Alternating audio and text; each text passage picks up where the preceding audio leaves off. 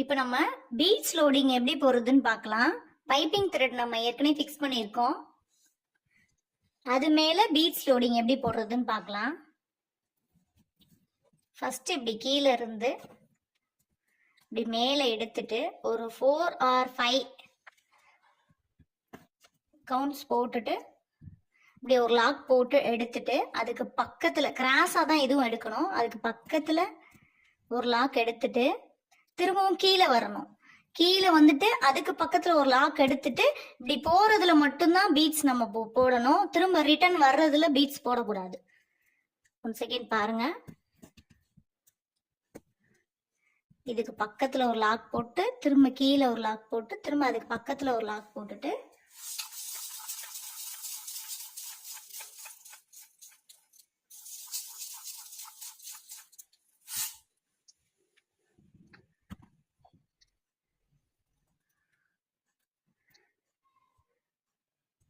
இங்கே ஒரு லாக், இதுக்கு பக்கத்துல ஒரு லாக் போட்டுட்டு திரும்பவும் கீழே அதுக்கு பக்கத்துலயே ஒட்டி ஒட்டி போடணும். எவ்வளோக்கு எவ்வளோ நம்ம லாக் வந்து ஒட்டி போடணுமா அப்பதான் நமக்கு வந்து ஃபினிஷிங்கா ஒட்டி ஒட்டி கிடைக்கும். கேப் விழுந்துருச்சு அப்படின்னா நல்ல இந்த இடம் ஃபுல்லா லூஸ் ஆயிடுச்சுன்னா உள்ள ரோப் வந்து தெரிய ஆரம்பிச்சிடும். அந்த அளவுக்கு லூஸ் ஆகாத அளவுக்கு நம்ம வந்து டைட்டா போடணும்.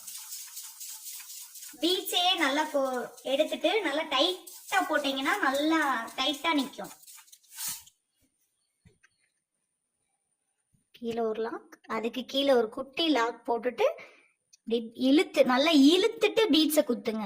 இழுக்காம அப்படி விட்டீங்கன்னா கொஞ்சம் கொஞ்சம் லூஸ் ஆயிரும். நல்லா இழுத்துட்டு இப்படி ஒட்டி ஒரு லாக் போட்டீங்கன்னா நின்றும். அதுக்கு பக்கத்துல ஒரு குட்டி லாக், திரும்பவும் கிராஸா கீழே ஒரு லாக், அதுக்கு கீழே ஒரு லாக்.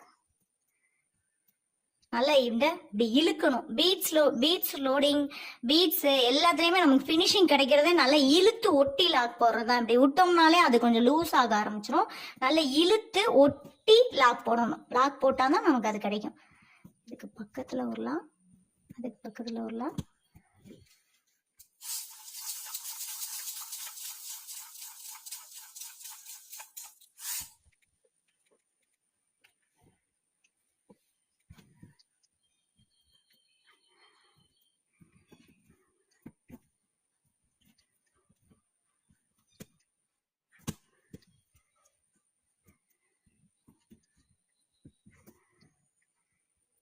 அப்படியே நாட் போட்டுட்டோம்னா இப்படி டைட்டா நின்றோம். பீட்ஸ் லோடிங் இந்த மாதிரி ஃபினிஷிங்கா ஒட்டி ஒட்டி நல்லா பீட்ஸை இழுத்து லாக் போட்டீங்கன்னா இந்த ஃபினிஷிங்ல கிடைக்கும்.